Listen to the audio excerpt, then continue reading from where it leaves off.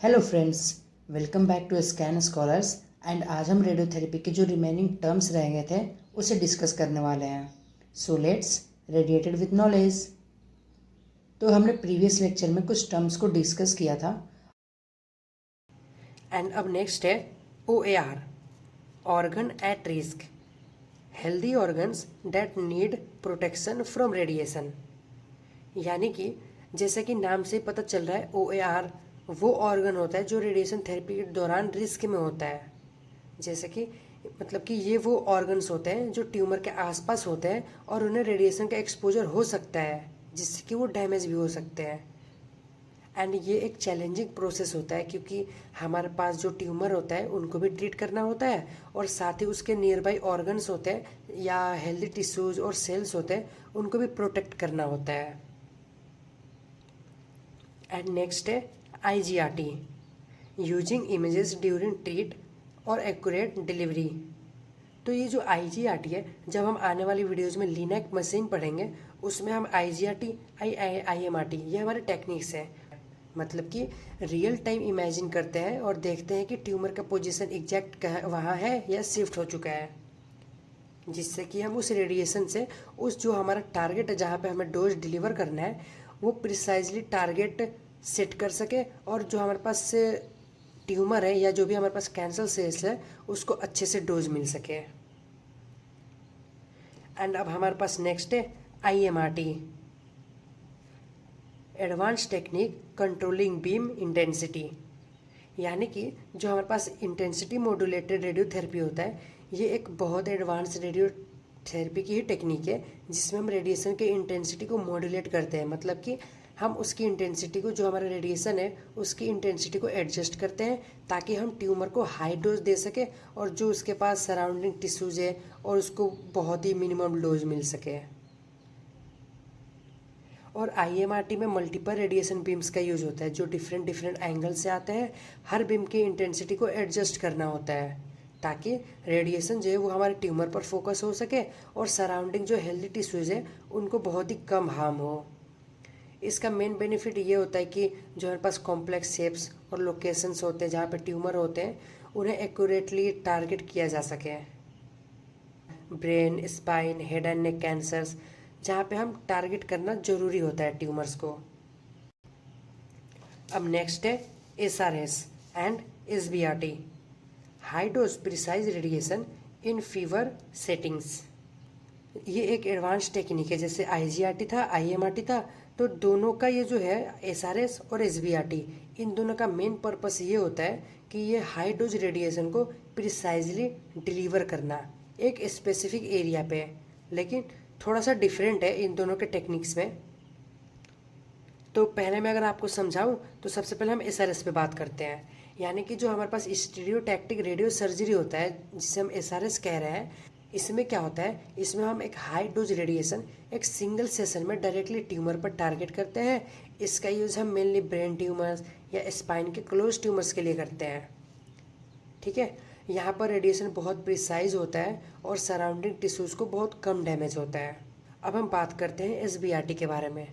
जो हमारे पास stereotactic body radiation होता है वहाँ पे जो हम थेरेपी में शॉर्ट फॉर्म के लिए यूज़ करते हैं वहाँ पे SBRT भी एक प्रिसीजन टेक्निक ही है, लेकिन ये थोड़ा टिपिकली बॉडी के लार्जर जो भी ट्यूमर्स है उनके लिए यूज़ होता है, जैसे कि लंग्स या लीवर में कैंसर, जो भी हमारा प्रोस्टेट का कैंसर है वहाँ पे। तो SBRT में हम बेसिकली रेडिएशन को मल्टीपल सेशंस में डिलीवर करते हैं, लेकिन हर सेशन में जो रेडिएशन की डोज होती है वो हाई होती है और जो हमारा जो रेडिएशन होता है वो बहुत ही टारगेटेड होता है। एंड अब नेक्स्ट है brachytherapy, radiation source placed inside और नियर द ट्यूमर। मतलब कि जैसे कि हमारे पास जो ब्रैकीथेरेपी है इसमें हम इंटरनल रेडिएशन थेरेपी भी कहते हैं। जैसे कि जो हमारे पास ब्रैकीथेरेपी है इसका दूसरा नाम इंटरनल रेडिएशन थेरेपी भी है। ठीक है, इसमें क्योंकि जो हमारे पास रेडिएशन सोर्स है वो डायरेक्टली हम ट्यूमर के अंदर इम्प्लांट कर देते हैं। जैसे कि हमारे पास कोई आइसोटॉप है और कोई किसी जगह पे किसी ऑर्गन में या टिश्यू में कैंसर रखा है तो हम उस आइसोटॉप को उठाते हैं एंड उस टिश्यू वाली जगह पे रख देते हैं जिससे कि वो जो एरिया है ट्यूमर का वहाँ पे वो रेडिएशन एमिट करता है एंड उससे वो डोज मिलते हैं उस ट्यूमर्स को।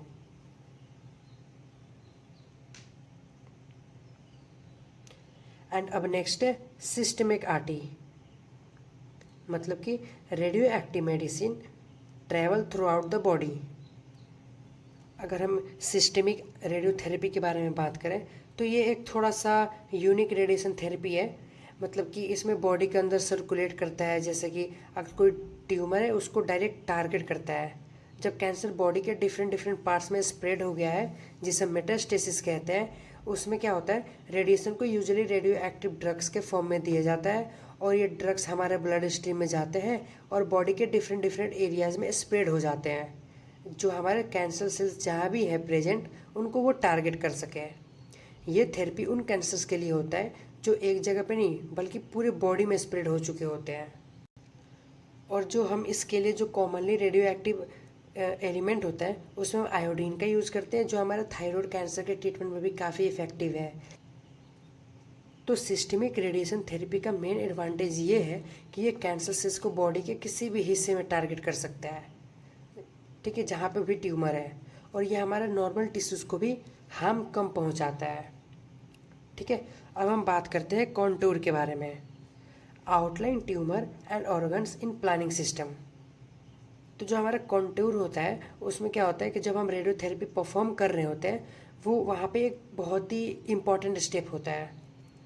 काउंटरिंग का मतलब ये होता है कि किसी भी ट्यूमर या अफेक्टेड एरिया को आइडेंटिफाई करना एंड एक्यूरेटली उस ट्यूमर का आउटलाइन सेट करना, जिससे कि जो हमारे डॉक्टर्स होते हैं उनको पता चल सके कि रेडिएशन जो है वो कितने एरिया में कहाँ गिरने वाली है। जैसे कि किसी भी पेशेंट को रेडिएशन देना होता है तो सबसे पहले सीटी स्कैन या एमआरआई स्कैन करवाते हैं, ठीक है, और उसकी मदद से जो बॉडी की जो डिटेल इमेज ली जाती है ट्यूमर की, फिर इन इमेजेस को हम डॉक्टर्स को स्पेसिफिक ट्यूमर या एबनॉर्मल टिश्यूज़ को मार्क करते हैं। उसके आउटलाइन को हाईलाइट करने की जो प्रोसेस है उसी को हम काउंटूरिंग कहते हैं। और जो हमारा कॉन्टूरिंग होता है उसका मेन पर्पस ये भी है कि रेडिएशन सिर्फ उसी एरिया तक लिमिटेड रहेगी जहाँ ट्यूमर या कैंसर सेल्स हैं, और हमारा जो सराउंडिंग हेल्दी टिश्यूज़ है उनको अननेसेसरी डोज नहीं मिलेगी। इससे कि हमारा ट्रीटमेंट की एक्यूरेसी भी बढ़ती है और पेशेंट के जो ऊपर साइड इफ़ेक्ट्स भी देखने को मिलते हैं वो भी बहुत कम हो जाते हैं। ठीक है, और जो ट्यूमर को आउटलाइन जो है हमें एक्यूरेटली करना बहुत ज़रूरी है, क्योंकि अगर रेडिएशन का डोज गलत जगह पे चला गया तो वहाँ हेल्दी टिश्यूज़ को डैमेज हो सकता है, जो हमें वो नहीं चाहिए।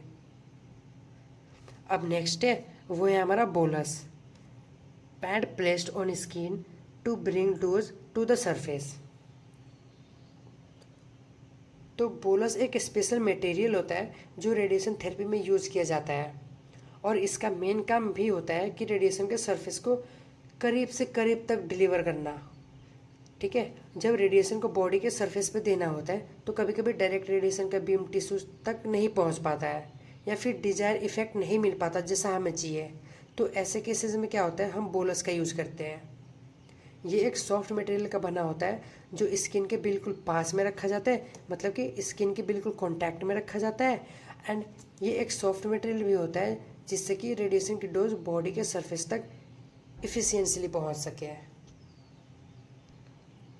जैसे कि बोलस का यूज़ हम वहाँ करते हैं जहाँ पे जो हमारा ट्यूमर है स्किन के बहुत क्लोज हो, विद इन 5 सेंटीमीटर्स।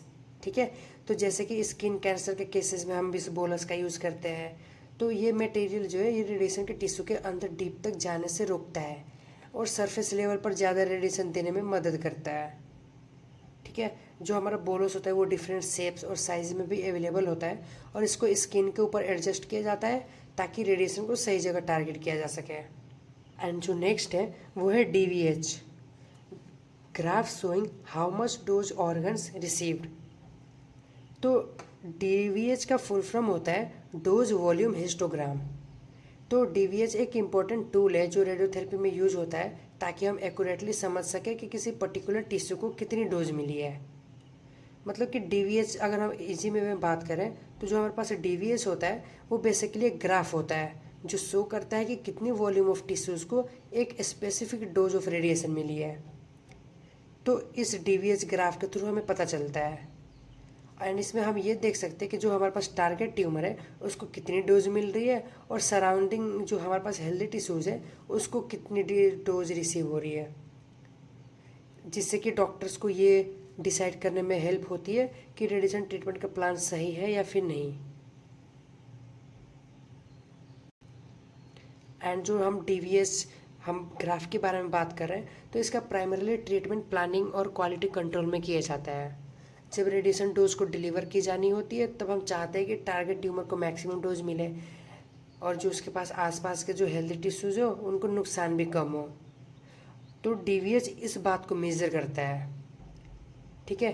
तो ये ग्राफ जो है ये हमारे ट्रीटमेंट प्लान को इवेल्युएट करता है और ये इंश्योर भी करता है कि हम टारगेटेड ट्यूमर को सही डोज दे रहे हैं बिना अननेसेसरी रेडिएशन के जो हमारे पास सराउंडिंग ऑर्गन्स है। तो ये हमारे पास एक रेडियोथेरेपी की टर्मिनोलॉजीज़ है। अब इसके नेक्स्ट वीडियो में बाकी टर्मिनोलॉजीज़ के बारे में हम बात करेंगे।